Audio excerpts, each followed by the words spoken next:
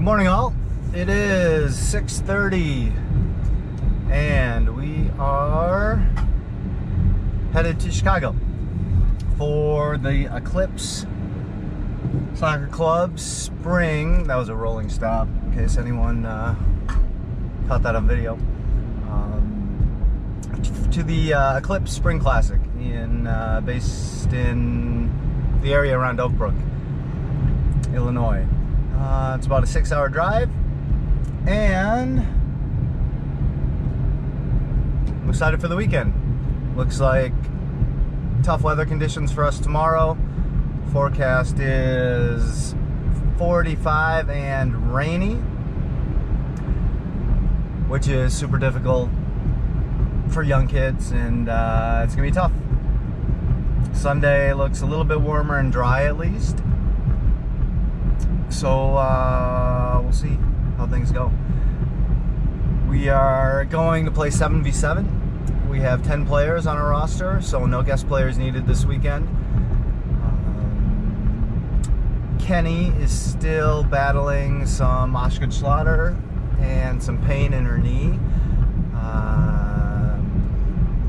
She didn't train for a week or so after coming back from Kansas City, and then we kind of went a little bit light 2 days this week. She's still limping around a little bit. The good news is, on her diagnosis, she's not going to do any more damage playing, and it's really coming down to pain tolerance. And it's tough because I know it's painful. So we'll get some limited minutes out of her. My guess is this weekend, though we are playing on grass, and that may be better for her rather than turf. Bean has been training. She, I believe her diagnosis was a bruised knee. But then last week in training, her and Livy, my daughter, collided going for a loose ball, and it turned out Bean got a mild concussion. So she was dealing with that. But again, she trained yesterday, looked sharp. So hopefully she's gonna be good to go. And that's kind of our first training injury, and it'll happen because these girls are so competitive, and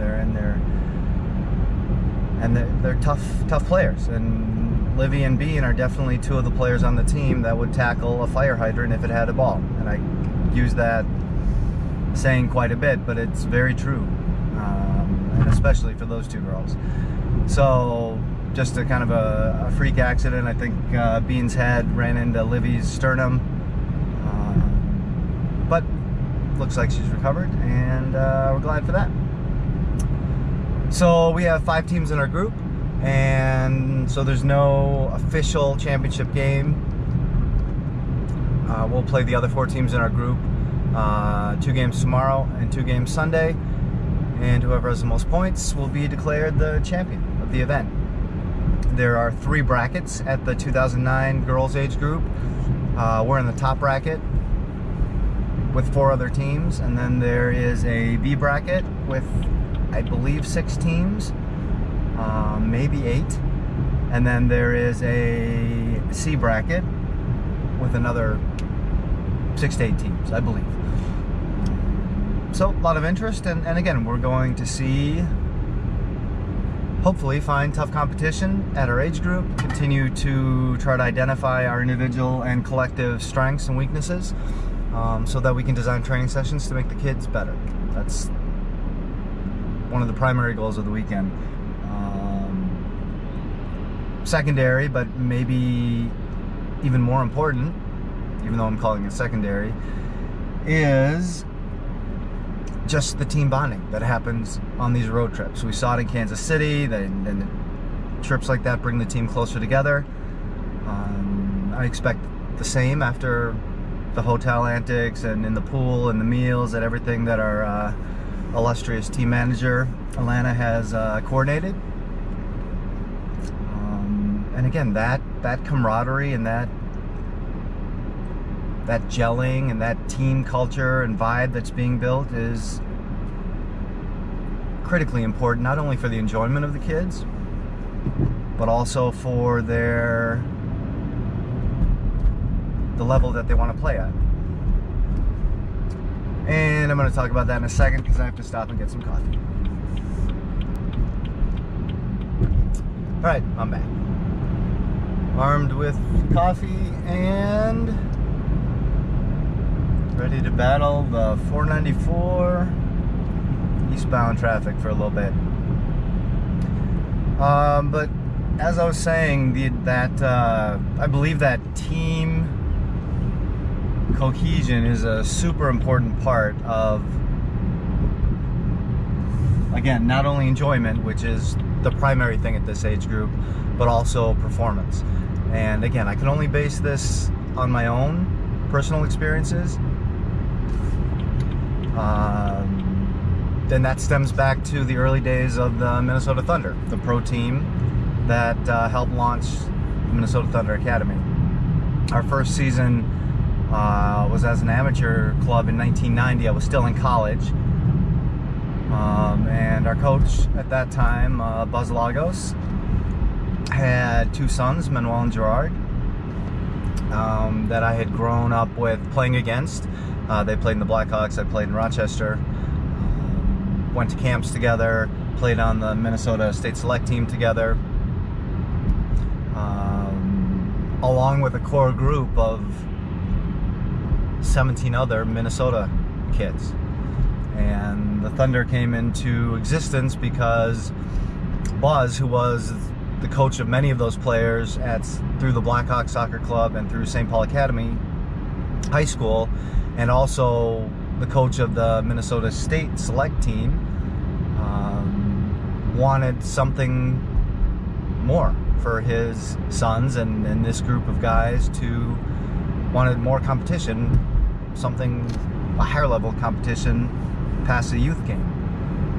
So the Minnesota Thunder was formed, and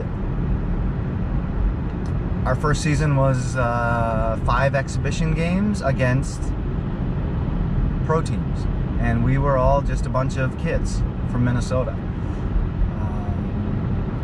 But we were kids that loved to play and loved to play with each other, and we were a tight-knit group on the field and off the field.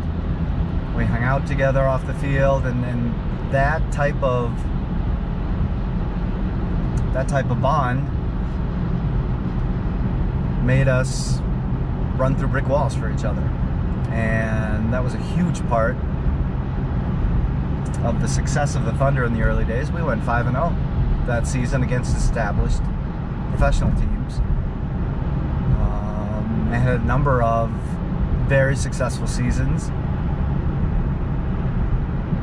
early on as an expansion team and as just a bunch of local guys. So again, that's my experience, and that's the experience that I'll take to my coaching and to what I do with the kids. So the stuff that we can do off the field at this point to me is just as important. And again, one of the reasons that I've encouraged the parents and encouraged the families to look at a trip like this early in the spring season. So as I said, I'm sure, as is in the vlog, as I was traveling in Kansas City, I'm excited for the challenge.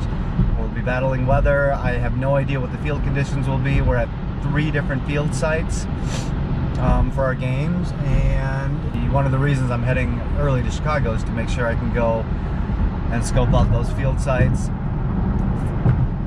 No idea on field dimensions, no idea on goal dimensions. So just want to prep myself and again, do what I can to put the team in the best position to be able to perform and find success on the weekend. There will be an opening game of our group tonight at 5 o'clock that I'll go and watch, and before that at 4 o'clock, like we did in Kansas City, we'll have a little team get-together, a little jog and stretch, kind of go over some of the rules. Hopefully no one will break curfew, which I think everyone did. The Friday we got to Kansas City. And I let the girls know my disappointment in that on Saturday morning, so I don't think that's going to be an issue tonight. We'll see how it goes. So we got to Chicago, and I'm at the first, well, this is the field in Darien where we will play Spartan FC on Saturday. And it is at this little park. It's in pretty good shape. 32 by 52. Goals are 6 yards wide like we're used to at Holy Angels. And there is a build-out line at 15 yards, which I'm not even sure if we're using. But I'm going to call Patrick, the tournament director, and find out, because it'll be fairly important for us to know the rules. I'm going to head over to Oak Brook, to the second out of 3 field complexes, and we'll see how those fields shape up. So I'm over here at Westwood Park, where we open up the tournament tomorrow morning against Lake Forest, and this field is beautiful. It's 4 or 5 soccer fields here. Grass is awesome. It's a little wider than the one at O'Brien Park. This is 42 by 58. The build-out line's 18 yards out, and the goals are the same size. So yeah. I know it's supposed to be cold and rainy tomorrow, but at least we're opening up on a really good field, which can't complain too much about that. Off to the third site, here at the Polo Grounds in Oak Brook. I believe it's Oak Brook. Cool little soccer complex.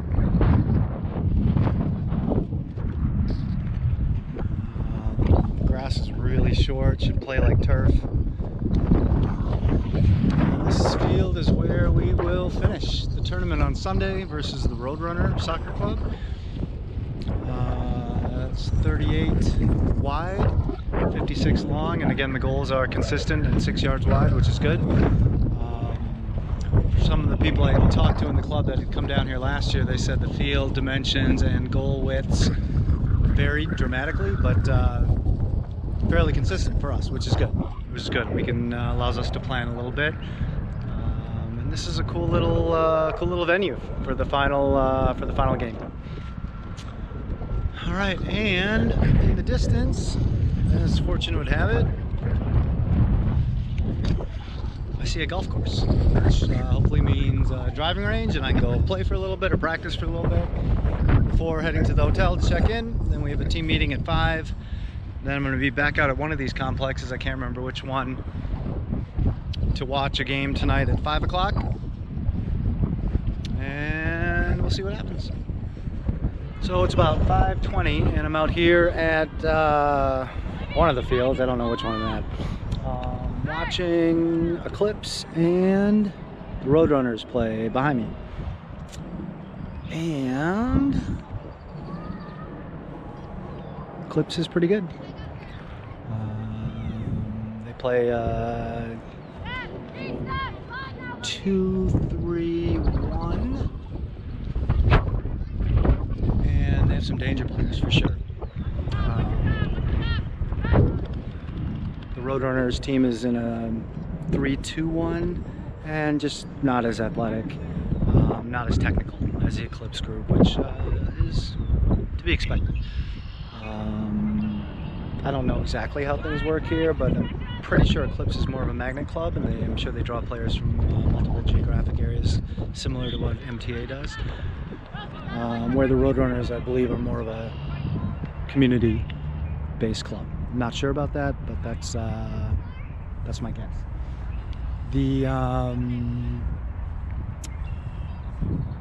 Yeah, the weather's decent, a little windy. Field is beautiful.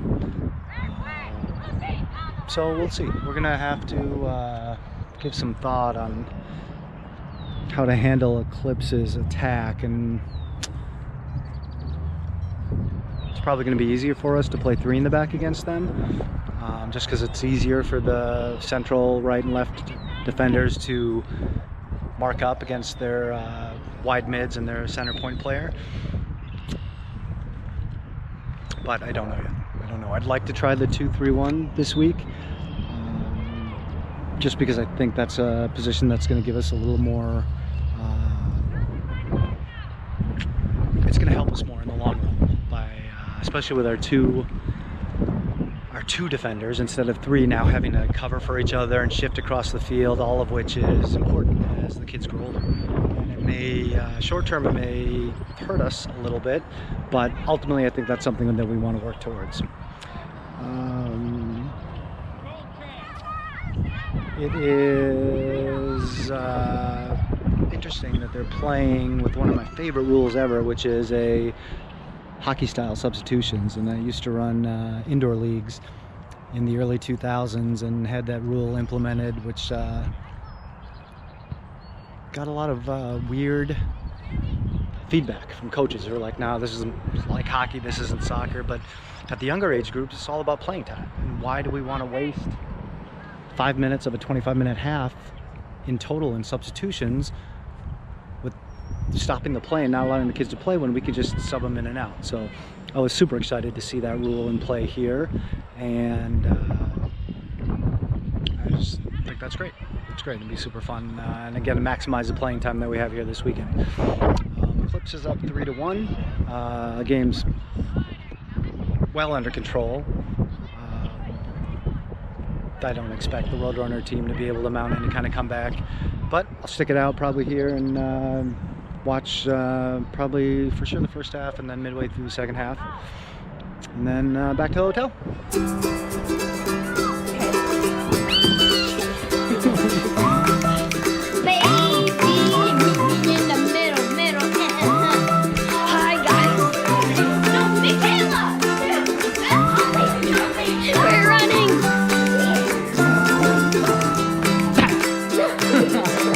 Little gnome. So the moms are on their 24th photo, trying to get a selfie. This probably went